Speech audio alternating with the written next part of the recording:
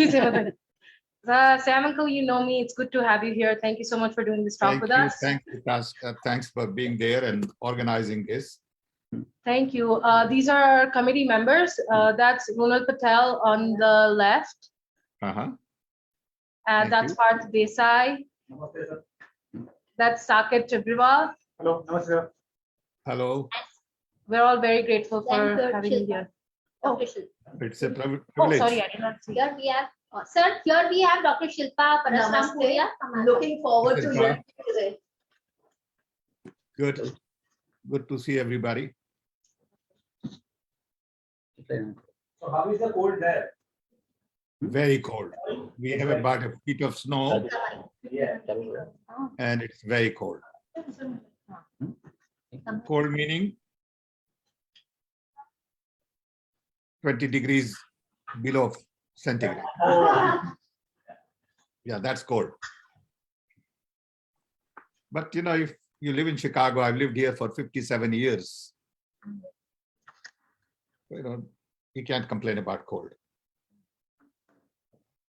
It's part of life. I enjoy that weather, that cold and Yes.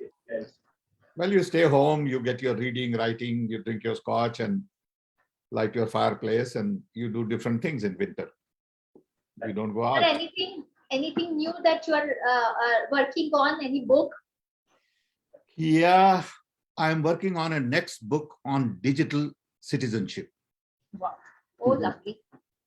What does it mean to be a digital citizen? What are the human rights? Because human rights that UN wrote is more about physical presence. We don't have human rights defined for a virtual presence. So I've been thinking about it, started writing, but you never know with writing, when will it end?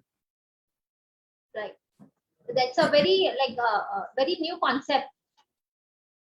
Yeah, because we are all digital citizens. We have responsibility, we have role, we have obligations. What are those obligations? You know, I live in America. I spend a lot of time in India. I'm always on Zoom at least 6-7 times a day. 6 times a day? Oh, Yeah. It's crazy. It's a crazy life, you know. And people don't understand that. The question is, where do you work? Where do you stay? Where do you pay tax? Where do you shop? You know, all these are very complex issues. And what is my responsibility? You know, can I say something about somebody without knowing anything and get away with it? As a global citizen, I have obligations. What are my obligations? You know, I don't think it's understood yet. So we have set up a small group of about 5-6 of us. We have been working, and we have set up a little, you know, website and all. It's called IITF. It has to do with the internet protocol and all. So now I'm trying to do a book. You never know until it's done, it's not done. Because writing a book is like a mathematical puzzle, you know. Right. So does it talk about freedom or does it talk about responsibility as a global citizen? Both. I think you have to talk about both. You have to talk about role, you have to talk about responsibility, and you have to talk about obligations. Sir, shall we? Yeah. Shall we start the session? Tamara upar se, you are the Yeah, boss. let's Yes, let us. Good evening, everyone. Welcome. Thank you for joining us. To start with today's webinar on redesigning India, I humbly invite Hemant Bhai Shah, President GCCI, for his welcome address. Namaskar. Good morning to Sam Pitroda and good evening to all my Gujarati friends here. Friend, India has completed 75 glorious years of independence. And in these 75 years, we have made great achievements socially, economically, and culturally. We are now a nation to reckon with. And our Prime Minister has decided to celebrate these 75 glorious years under the aegis of Azadi Ka Amrit Mahotsav. He has given us a mandate with detailed plans to celebrate these 75 years, year long.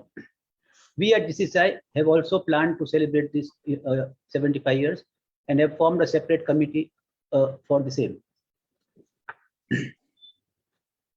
We have planned several short-term and long-term programs to be more effective and to enlighten the citizens for the 75 years, to glorify the unsung heroes, and also to lead the way to the next 25 years. Friends, the journey to the next 100 years of independence is going to be very significant. We are in a world of competition and digital world with lots of changes happening every day. We need to really plan our vision, and we have to have a focused approach to be a superpower in the world for when we achieve 100 years of independence. We have planned a series of lectures called the India at 100 to enlighten the members of GCCI and Gujarat at large on the journey for the next 25 years. And today I am proud to have Shri Sam Pitroda for the inaugural address. Sir, it is a great pleasure for me to welcome you, and it is an honor for our chamber that you have agreed to be the first speaker on this subject. I warmly welcome you for this program. Friends, I don't want to take much of your time, and I request Ratna to continue the program. Thank you very much. Thank you, Hemant Bhai. Namaste and a very warm welcome to our distinguished guest, Mr. Sam Pitroda, GCCI President Shri Hemant Bhai Shah, GCCI members, and everyone who has joined us from all over the globe. India is young and restless at 75. As a part of nationwide Amrit Mahotsav celebration, we at GCCI want to see this energy tapped in the right direction. What will a resurgent, redefined, redesigned, revamped, and reformed nation look like? We have initiated India at 100 talk series to encapsulate a whole range of efforts made across various sectors towards a better country. Our series India at 100 is not poetic vision, but a prominent and pertinent take on our ground realities without missing out the growth fervor. We look forward to inviting many interesting speakers to spell out their vision and dreams. And today we are extremely honored to start the series with Mr. Sam Pitroda. India is the youngest country in the world, edging towards a $5 million GDP. While still struggling with a dismal per capita income, and who better to dissect it than the man who has more than 100 patents and 20 honorary doctorates to his credit. Mr. Sam Pitroda is a development thinker, policymaker, inventor, entrepreneur who has spent 55 years in telecom and IT sector. Credited with his laid the foundation of India's technology revolution in 1980s. Mr. Pitroda is a member of National Academy Engineers in the US. His biography was published in the year 1992. His autobiography, Dreaming Big, was published in 2015. He published his book, Redesign the World, in 2021.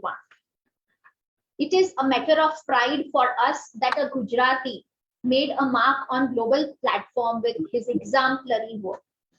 Our guest today has many dimensions to his personality, and we look forward to our conversation with him. Welcome, Mr. Sam Pitroda, to the platform. You bring back my memory, sir, of 2009, when you were present here physically at GCCI to inaugurate Youth Wing at GCCI, Youth Wing of GCCI, which I was founding board member. And today, again, with you, it is our pleasure initiating this talk series. So I request you to kindly open our first session of India at 100 talk with your vision for a digital India along with your journey and experiences. A warm welcome, sir.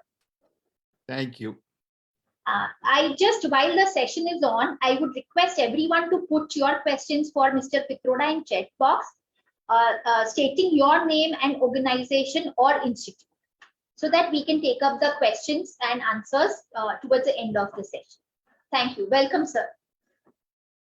Thank you. Should I start? Yes, please, sir. Dear Hemant Bhai Shah, President GCCI, Ratna Jani, Chairperson Amrit Mahotsav Task Force, Pathik Patwari, my friend Himanshu Vyas, colleagues who have joined this conversation, friends, and the whole team of Amrit Mahotsav Task Force. Ladies and gentlemen, greetings from Chicago. It is indeed a special honor and privilege for me to have this opportunity to talk about India at 100 at this interesting platform that you have prepared at Gujarat Chamber of Commerce. Coming to Ahmedabad is always very special to me because it is like coming home. Meeting so many friends and family, it is indeed a privilege. Gujarat has been the leader in many ways in providing direction to the country. To me, Gandhian ideas and Vaishnavajan to tenere kahiye have been a guiding principle in my own journey. So I think to understand India at 100, we need to first understand what was India at 0 during independence and what is India today. Without dissecting these two, we cannot really talk about India at 100. India is a very complex society with huge amount of diversity, history, heritage, diversity in terms of language, culture, land, people. And to talk about India at 100 is almost like a crystal ball. I don't have the expertise to really predict much, but I have a vision. What I would like India to be at 100, more so than what India will turn out to be at 100. So let's first quickly talk about India at 0, which is 1947. At that time, I was 5 years old. I was born in British Raj in 1942 in a small little tribal village in Orissa. When India became independent, we had so many great heroes we could look up to. I remember in our own little home in a small little village, we had 5 major pictures hanging on the wall. Mahatma Gandhi, Pandit Nehru, Sardar Patel, Maulana Azad, and Subhash Chandra Bose. And there were hundreds and hundreds of people who really sacrificed a lot and created a nation after 200 years of sort of British Raj. Then India had nothing. We were completely looted. In 1765, India was one of the largest economies in the world, with 27% of the part of global economy. By the time British left in 1947, India was 2%. We didn't have talent. We didn't have money, management capabilities. Our founding fathers had the right vision at that time to build a democratic nation, build a nation which focuses on inclusion,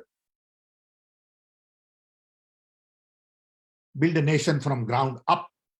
So they built IITs, IIMs, space research, CSIR laboratories, dams, steel mills. And there was no option but to build public sector because private sector had nothing. They didn't have money. They also built atomic energy, agricultural research, green revolution. I had an opportunity to work on Telecom Revolution. When I started my work in 1981 with Rajiv Gandhi, we had 2 million telephones. It used to take 10 years to get a telephone connection. The seeds we planted then has now resulted in 1.3 billion phones, massive connectivity nation over, and at the same time we produce 180 to $200 billion worth of software export. India has become a nation of connected billion. But we had to plant seeds. We planted so many seeds, from e-governance to telecom, IT to advanced computing, supercomputers, that today we are in that position to be able to say we are a stronger nation. Today, our IIT graduates are all over the world. You go to Singapore, you have 5,000 IIM and IIT graduates running all major companies. You go to America, Silicon Valley is full of Indians. All of these things require planting seeds. And those who plant seeds are different kinds of people. If you don't plant seeds, you don't get fruits. But you don't plant seeds hoping that you will get to eat the fruits. I was involved in technology missions related to literacy, immunization, which eradicated polio, literacy, which got us to about 80% now. Immunization also resulted in India being the largest producer of vaccine. It was because of immunization mission. People have very short memories. They don't remember, they don't understand. They listen to all the media hypes and lies and forget the fact that India at 47 had to be built from ground zero. It required talent, education, institutions, civil society, and to put India together as a democracy was a huge and very complex task. I remember going to Russia once in Rajiv Gandhi's time, and one of the ministers told me that, Mr. Pitroda, we are very impressed with India because you have been able to hold the country together without guns. The day we turn our guns around, Soviet Union will fall apart. And it happened. So the task of holding the country together,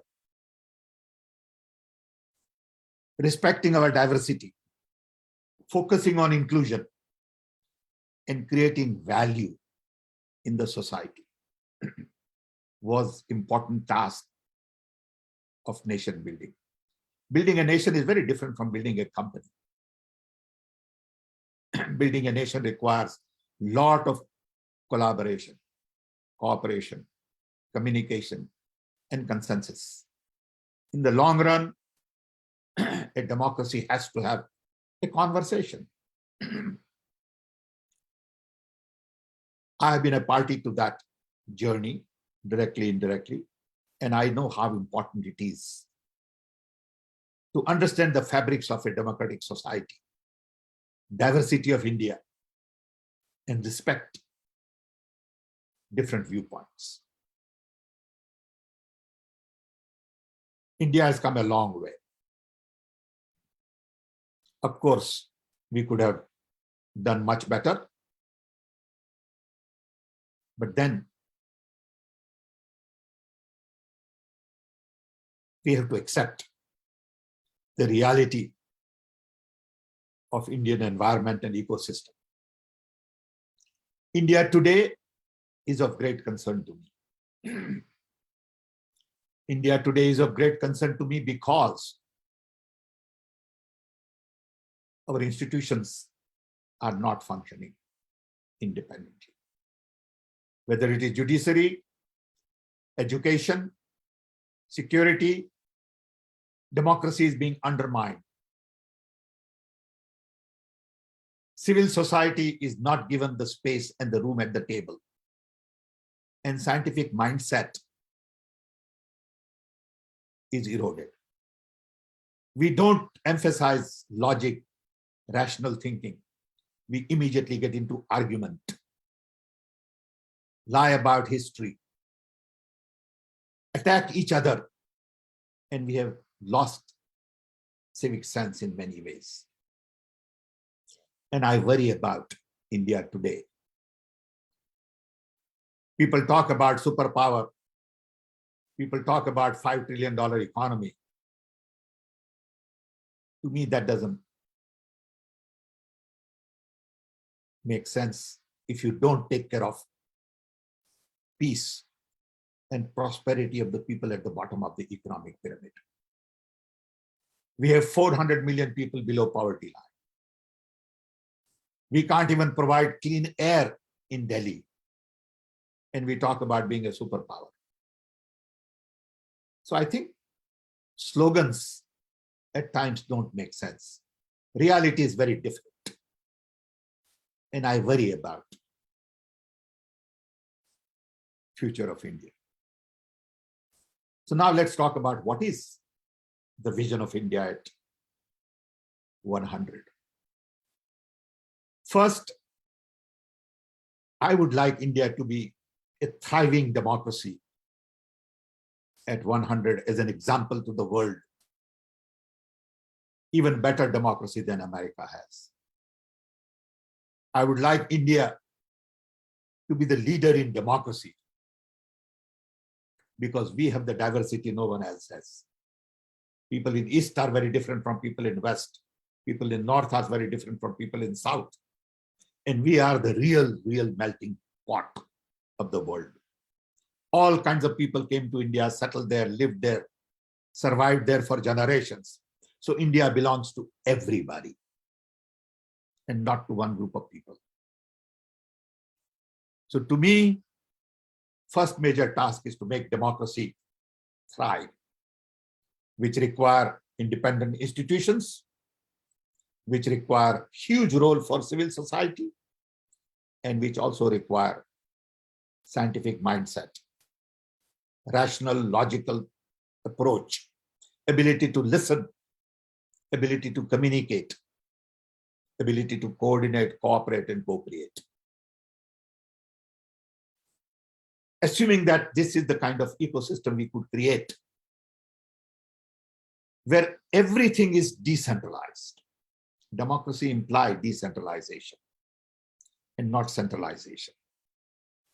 Democracy implies that every district will have their own voice, their own development, their own leadership, their own way of doing things, which require Indian model of development, indigenous development that we talk about. And this has been going on for 75 years.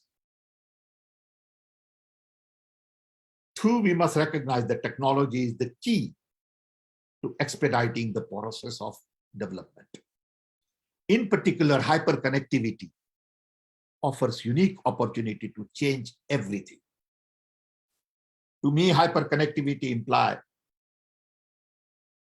democratization of knowledge, decentralization of decision-making and implementation, and demonetization of services. It implies connectivity, content, context. Hyperconnectivity is changing everything. It is changing governance, education, commerce, trade, health, infrastructure, financial services. The whole idea of money is changing because of hyperconnectivity. So how do you use hyperconnectivity in a democracy like India to empower people at the bottom of the economic pyramid? Hyperconnectivity says that this particular device is no longer a telephone. It is a device to empower me. And that is the purpose of democracy. I can learn things. I can do things that I've never done before. I can reach out to people. Hyperconnectivity is going to change employment, because hyperconnectivity is not just about smartphones. It is also about big data, analytics, AI, machine learning, robotics, IoT, you name it. Everything today is changing because of the technology of hyperconnectivity. And India has a huge advantage in young talent. So on one hand, we have opportunity in hyperconnectivity. On the other hand, we have young talent, which we are supplying to the world, but not really using effectively to solve our own problems. I have always said that Indians are good at solving problems of the rich, because all over the world, best brains are busy solving problems of the rich who don't have problems to solve. As a result, problems of the poor don't get the right talent. India has the talent, and we must look at how to use hyperconnectivity to improve agriculture productivity. How to use hyperconnectivity to change governance. Take, for example, judiciary. We talk about all these great things we are doing, but we don't recognize that we have 35 million court cases pending. It takes 10 years sometimes to get justice. What kind of superpower is that? Why don't you fix that first, so that justice is available in 18 months? You have the know-how. So I think we have started to lie to a point. We are very comfortable with lies. And people accept lie without worrying about anything, because they are engaged in an emotional connection and not reality. There is no sense in talking about $5 trillion economy without fixing our judiciary. So hyperconnectivity has a lot of challenge in India. Look at what happened during COVID crisis to our education. Look at what happened during COVID crisis to our migrant labor. All of these things would have been handled better with hyperconnectivity. So hyperconnectivity is a huge opportunity for India. An Indian has the young, capable talent to address this. I find our young to be very smart, very capable, but without a vision, a wrong idea of the nation they need to build. So using hyperconnectivity to transform education, judiciary, security, health. In the world tomorrow, when India hits 100, is going to be very different. Take a simple example of self-driven car. Today, world produces 50 million cars a year. When self-driven car comes to reality, maybe in 5 years, 10 years, I won't have to own a car. I won't need a garage. I won't need parking space. I won't need driver's license. Look at the amount of parking space that will be freed up in major urban areas of the world. Today, car is used only 10% of the time. 90% of the time it is parked. That means I won't have to produce 50 million cars. I'll have to produce 5 million cars. That means there'll be no jobs in manufacturing of cars to the extent we have today. What does it mean to have no jobs in auto industry? Where are we going to create new jobs? And what does it mean to have a job in the future? The 9-to-5 job, Social Security, pension plan is gone. We will have new kind of jobs. And how do you provide 10 million jobs a year, new jobs a year, that we need to engage our young? I think these are the challenges that we need to think about when we talk about India at 100. I wrote a book called Redesign the World, mainly because I realized that the world was last designed at the time I was born in 1942, which gave birth to UN, World Bank, NATO, IMF, WTO, WHO, and all that. That design is obsolete. It doesn't work anymore. That design was based on democracy, human rights, capitalism, consumption, and military. Today, we need a new design which is more focused on inclusion. The world is not inclusive. Democracies are not inclusive. In America, we have Black Lives Matter. In India, we have all these religious fundamentalists and all kinds of complicated equations with Dalits and, you name it. We need inclusive democracy. We need dignity for our women. We need respect for everybody. To me, that's a foundation of India at 100. You cannot build India at 100 with exclusion, because there will be constant tension. There will not be peace, and without peace, there is no prosperity. Look at the way we fight today about all kinds of issues, whether it is hijab in school or some other reason. So inclusion is at the core of the future. Then we have to make sure that we provide basic human needs. Today, we live in an economy of surplus. We can produce anything. We need to decide to produce for the right people. Today, we produce for people who can afford to buy and not for people who need it. That equation has to change. So when you talk about $5 trillion economy, it cannot be in terms of what world looks at economy today. Economy has to be redesigned. We need new economy with decentralization, small and medium scale industry, with local production, local capabilities, still keeping intact our idea of globalization. I am very concerned about the economic model that we follow. World will have to change the idea of GDP, GNP, per capita income, balance of payment, trade deficit. We'll have to worry about sustainability.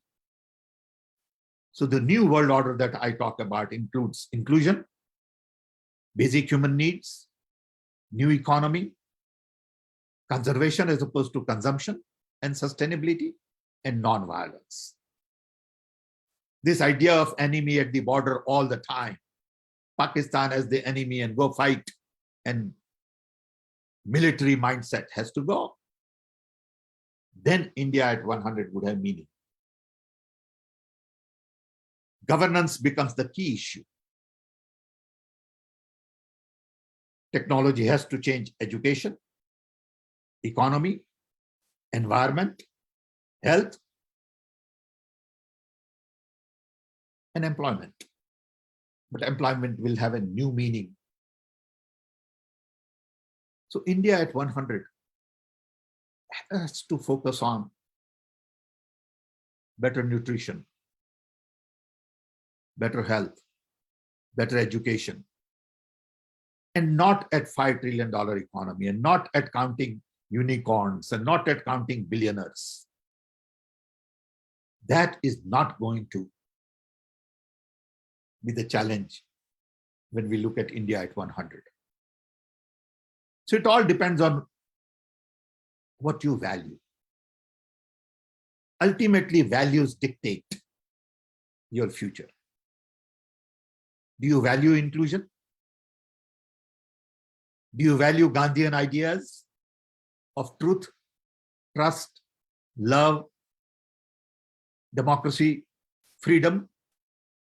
or you value lies, mistrust, hate. That is going to dictate what kind of an India we will build at 100. To me, the challenge is to really provide course correction as to where we are today. And it has nothing to do with politics. It has to do with Indian mindset. We got to go back and look at Vaishnavajantu Tenere again and again to understand what India needs. That song that Gandhiji selected says it all. We need Gandhian India. World needs Gandhian thought today. Gandhi is more important to world today than ever before. And that's what my book, Redesign the World, talks about. World cannot go on with the model that world has selected, which is all about enemy, war, high-handed dictatorial mindset. Just cannot work in the long run. You need collaboration, cooperation, co-creation. Command and control has no place going forward, and China will find that out. Believe me. Because every human being is going to be empowered. When every person is empowered, you have no option but to listen to the voices of the people. If you're not willing to listen to the voices of the people, you cannot build a peaceful environment. To me, India at 100 depends on what kind of India we want.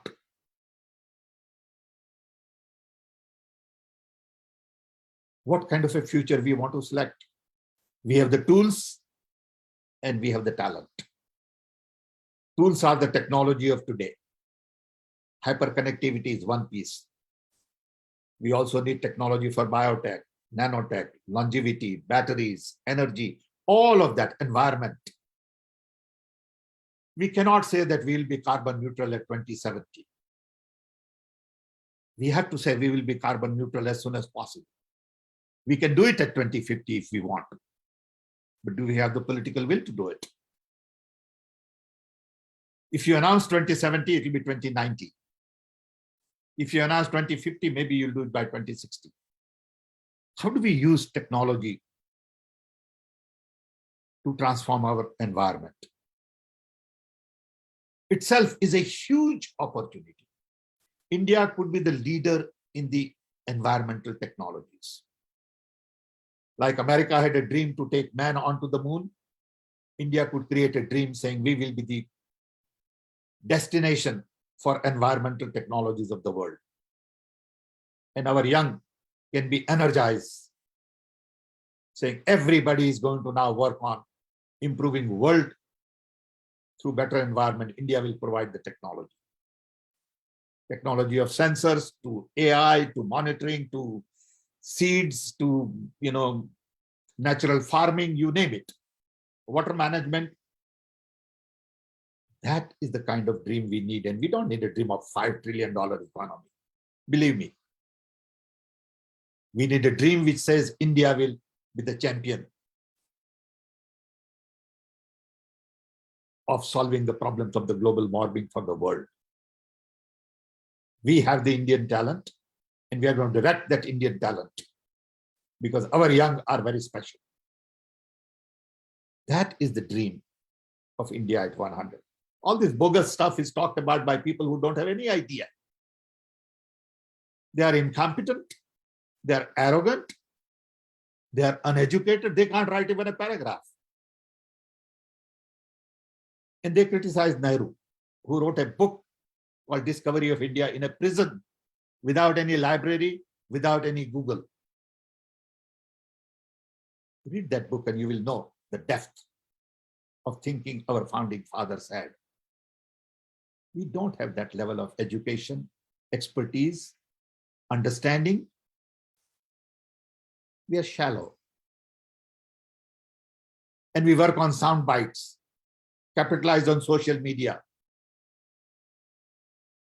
That is not going to build the kind of India we need at 100. I'm worried in many ways about India. But I'm also very hopeful because India is indeed resilient, has a lot of young talent. So with this, I would like to end and open up for a broader conversation. I do not have answers to everything. I'm also learning every day. So don't expect me to have answer to everything. I have very strong views on things. You may agree, you may disagree. I respect your view. I agree to disagree with you. Not that I'm right, but I must express my views on a platform like this because I believe Gujarat is a very important destination for India's journey into future. Gandhi provided the vision during India at 0. Gujarat must provide vision at India at 100. Gujarat cannot be the model that it is today and still hope to provide vision for the future. Thank you.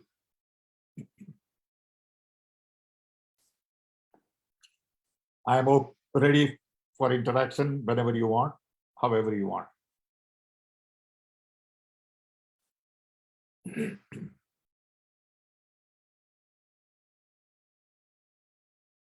I can't hear you.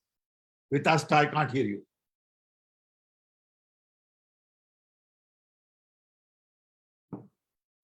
Can you hear me now?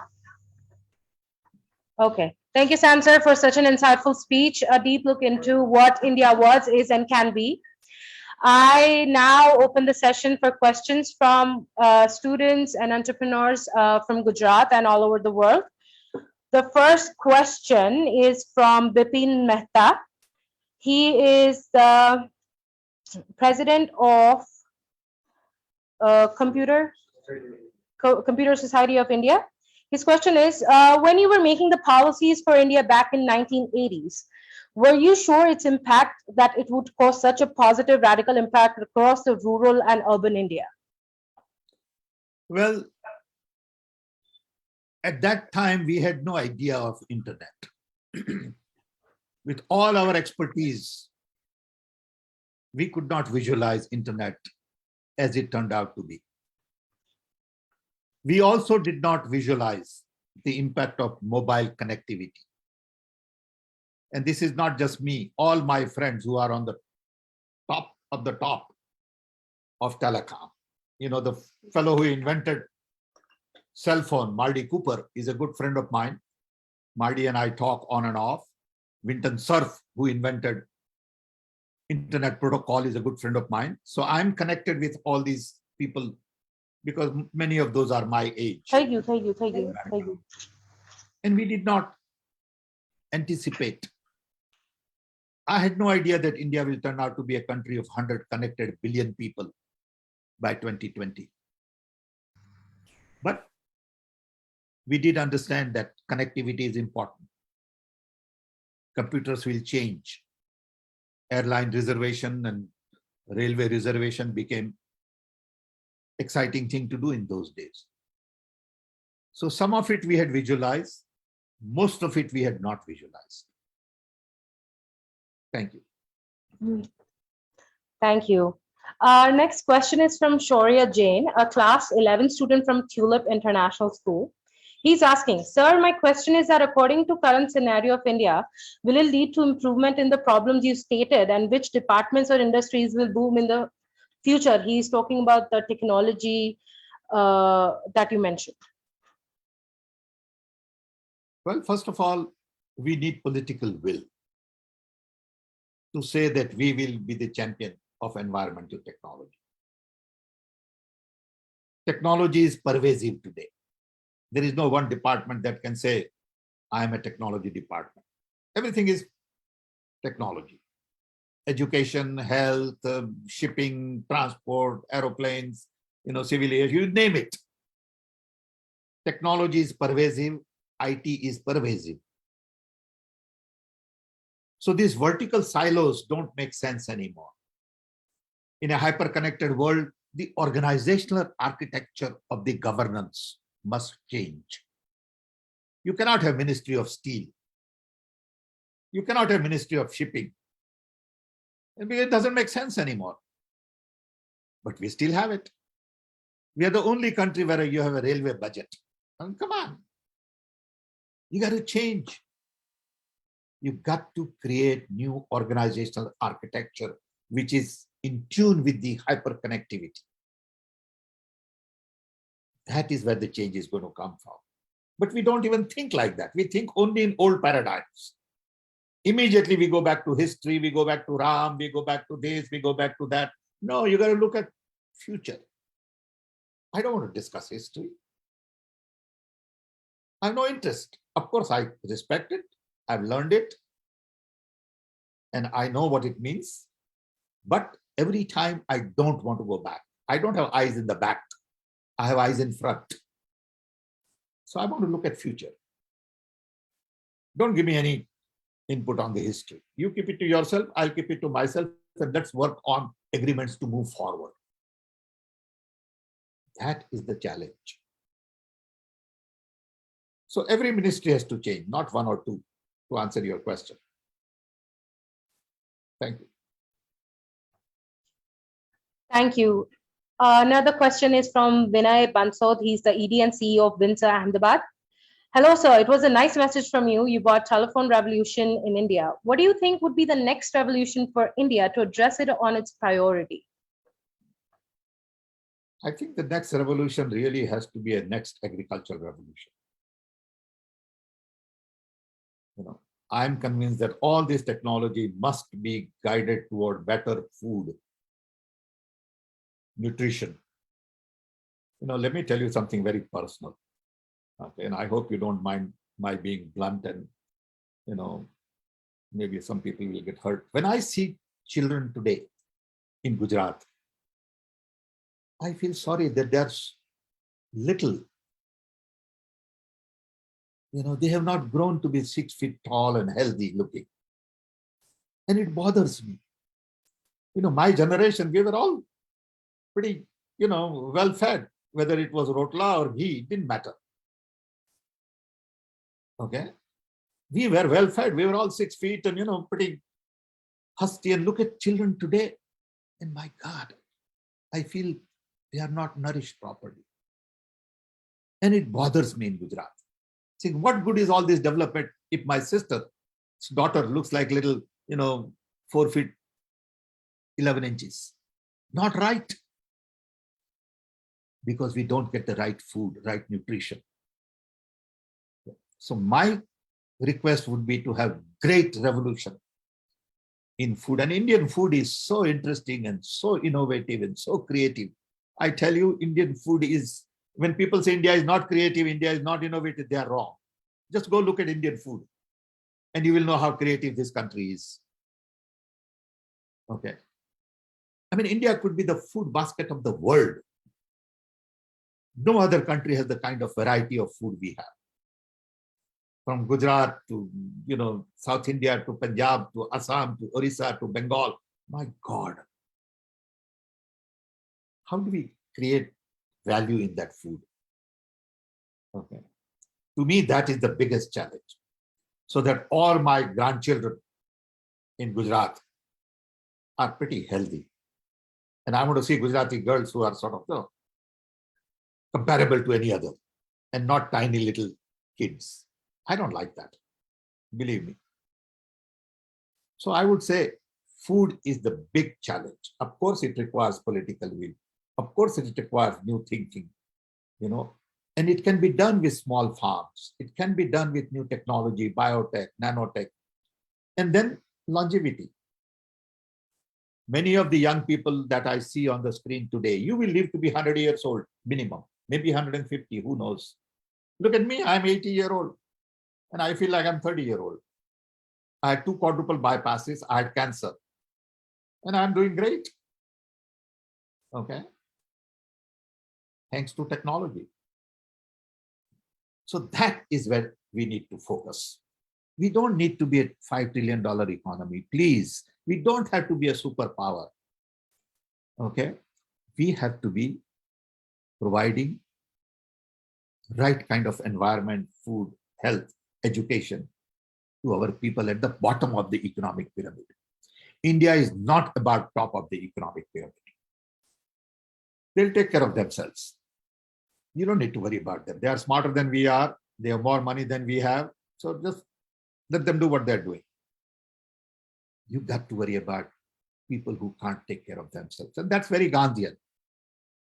Okay. That's the way I look at it. Thank you. Keeping in mind Gandhian ideologies and sustainability, I found this question very interesting. It's from Runal Patel.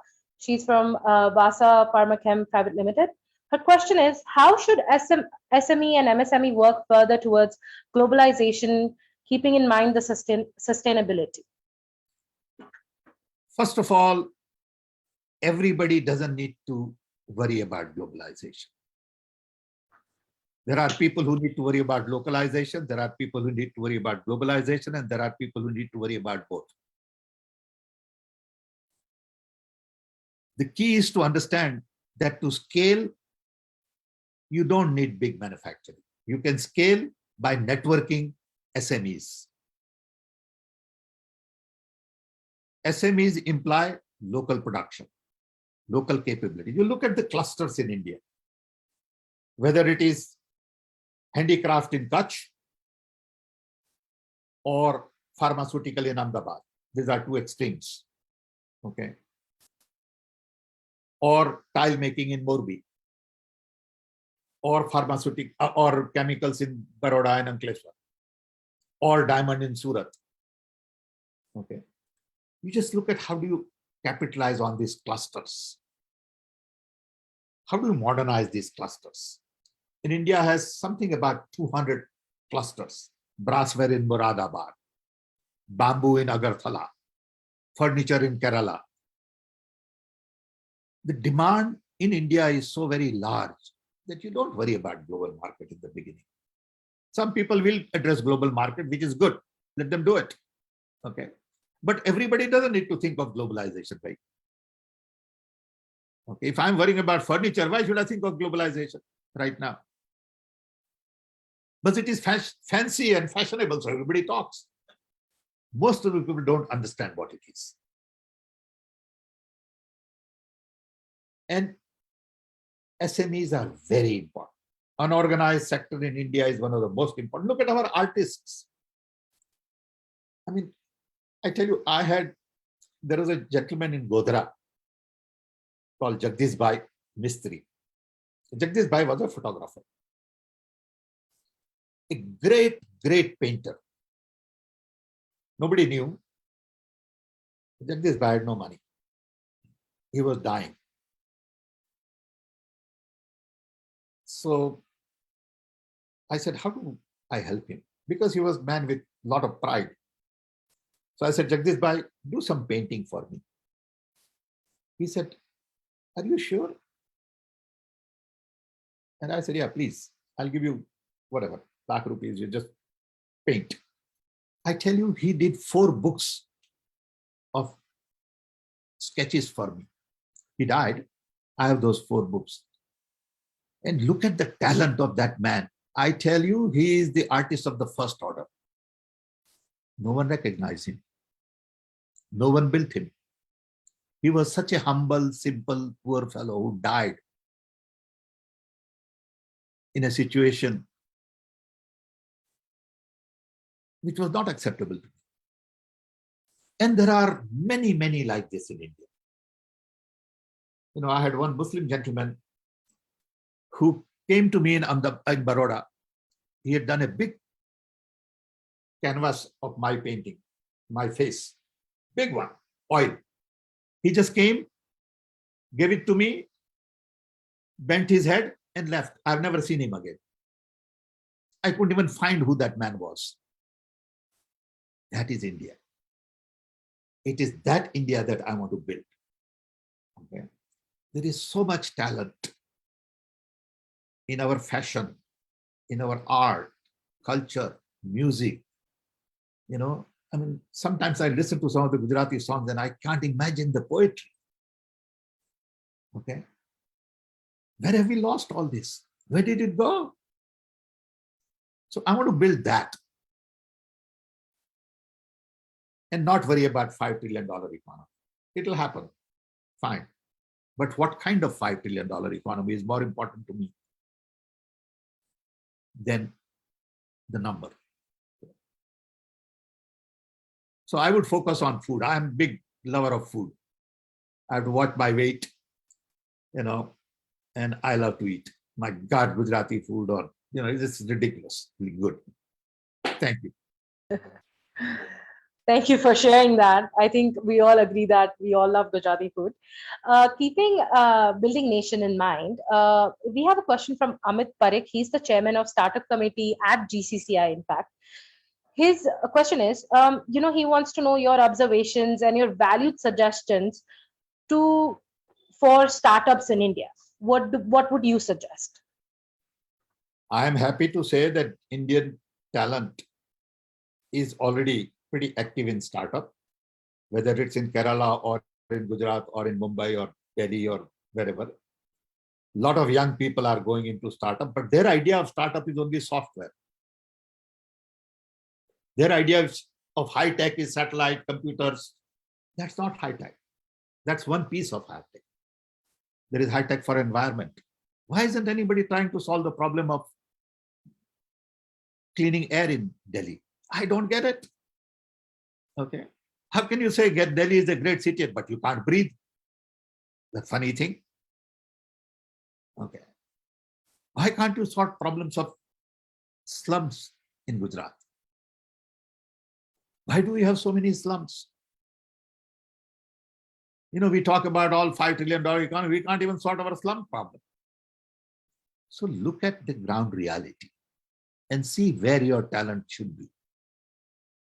Startups are great, but we need to start to solve the problems of the society and not focus on startup for big valuation and foreign money and then go list in New York Stock Exchange. Fine. If you want to do that, that's your privilege. I have nothing against it. Okay. But there are a lot of challenges to be sorted out at the bottom of the economic pyramid. Okay. Others can speak up if you have any. Right. So, Sam, sir, you mentioned all of this. Do you think that, where the hurdles the main hurdle is actually the population of India?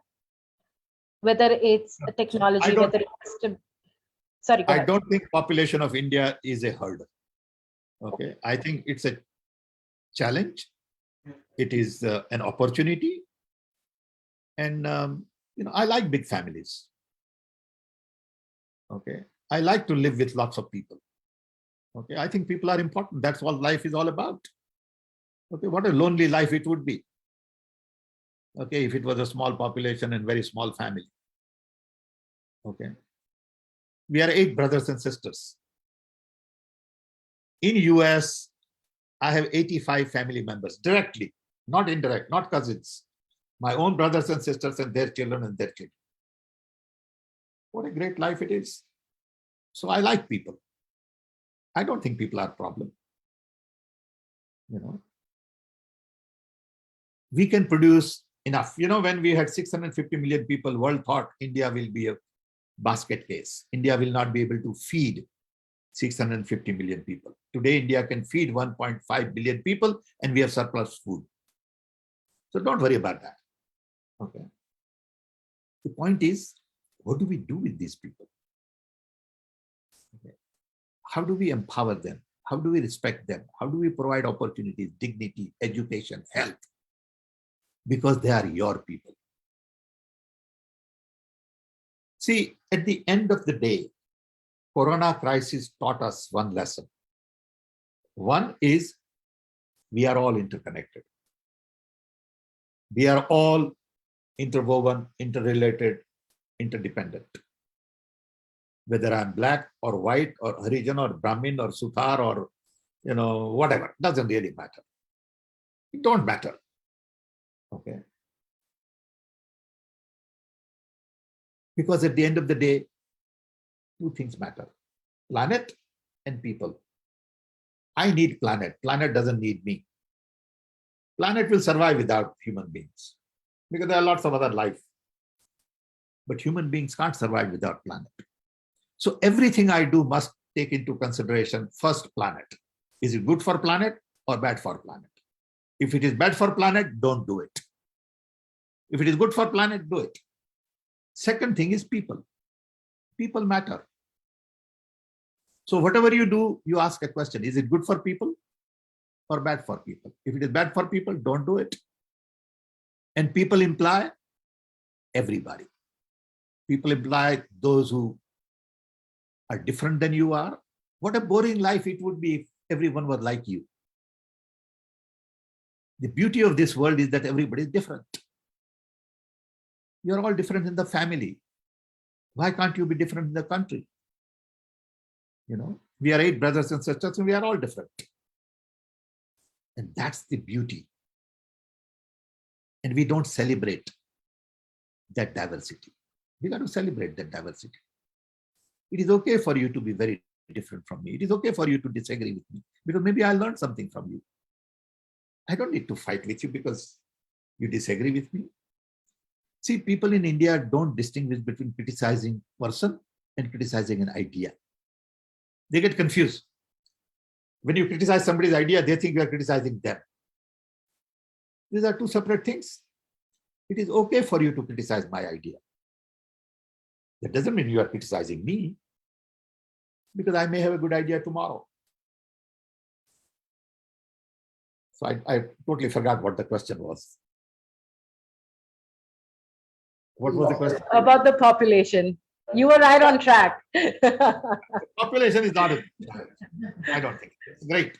If we are there, you know, the world will taper off after 11 billion people automatically. Education, empowerment of women, female literacy, infant mortality is the answer to population management. Right. No amount of ad in the back of the bus saying 2 children is going to solve the problem. Okay. Absolutely. Thank you for sharing that. You know, the chat box is flooded with questions, but I'm just going to pick up last questions so we can wind this up real fast. Indian government just raised FDI up to 100% in telecom sector. How will the industry benefit? And is it a welcoming move according to you? I mean, policies reflect the reality on the ground. So, you know, telecom policies have changed since 81. We started privatizing telecom in mid-80s. That privatization has continued, and I think private entrepreneurs have done very well. But all the talent came from government. Don't forget, every telecom company is built in the back of the government talent, because nobody else knew how to do telecom except government. So they took all the best guys from the government, paid them a lot of money, and they built their business, which is fine. So everything today requires a good balance of government policy, privatization, public sector. There is no one formula. You can't say privatize everything and you'll be okay. It doesn't work like that. Nor can you say put everything in government control and it's okay. It's a very fine balance that has to continuously monitored. Sometimes you do too much on privatization and you bring it back. I remember AT&T was a monopoly in America when I started in telecom in 66. In 84, it was broken up. And that really changed the telecom scene world over. That's when innovation started coming from outside, like Intel, software and all that. So you have to know when to privatize, how much to privatize, how to privatize. And there is no perfect way to do it. You just have to go on learning. So whatever is being done in telecom, we'll wait and watch and see what happens. But telecom has done pretty well in India, I must say, with credit to everybody. Okay. But now we need to use that telecom to improve our education, our governance, our ports, our health, our agriculture. That is the big challenge now. It is not about how telecom is used in the Western world. It is about how telecom should be used in India. That's the challenge. Thank you. Last question to you, sir, is from Nandan. He's a 10th grader. What will be the single biggest employment generating sector in the next decade for India? Agriculture, food, health, education. You can do. Thank you. Right to the point. I appreciate that.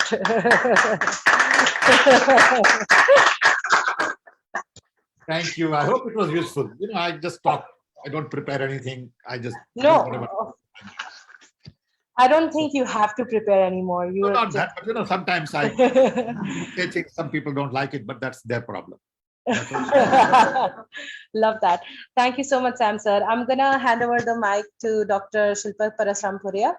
And I again appreciate you taking the time out for all the question and answers. For Gujarat and Ahmedabad anytime. Thank Okay, I you. think we should have conversation with people, young people, and we need longer conversations so people can interact and really open their mind, because Gujarat is very important state, and we can't have Gujarat going through what Gujarat is going through according to. Gujaratis will have to show direction to the country, and that direction cannot be based on religion, fundamentalist, polarized politics. Cannot be. Believe me, it's not good for India. Thanks. Go ahead. Thank you, sir. Thank you, sir. It was great listening to such a candid approach. And the world was redesigned in the aftermath of World War II with a utopian vision of world peace, which did not stand the test of time. As you have aptly pointed out, Gandhi's relevance in today's world. As India races towards its century, we realize that we require collaboration, consensus, conversation, and not only currency to rebuild India. Having a legacy of diversity that is unparalleled in any nation of the world, we agree with you that India belongs to everybody. You have pointed out that hyperconnectivity and sustainability is the key to the future as we become digital citizens. The Telecom Revolution of India is itself a breathtaking study of policymakers and business schools, and today's tete-a-tete with a giant whose vision guided a young country to achieve excellence deserves our applause and appreciation. Thank you, sir.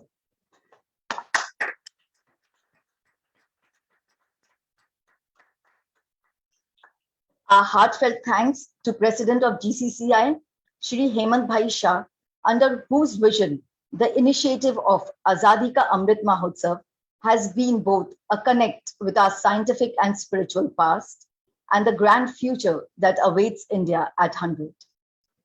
We would like to thank the dynamic chairperson of Amrit Mahotsav Task Force, Ms. Ratna Jani. Last but not least, our gratitude to Ritastha for her apt handling and getting Mr. Pitroda to set the ball rolling. So great to have our ball rolling for our discussion series, India at 100, with you, sir. And we all look forward to reading the book, Redesign the World. Thank you. Thank you for the opportunity. Wish you all the best. Thank you. Thank you, sir. Sir, thank you from bottom of our heart for always being there for Chambers and for all of us. That's my job. That's That's my job. You have to just ask. Thank I'm you. there. Okay. Thank you, sir. Thank you. Thank you so much. Thank you. Thank you for connecting with us. Thank you.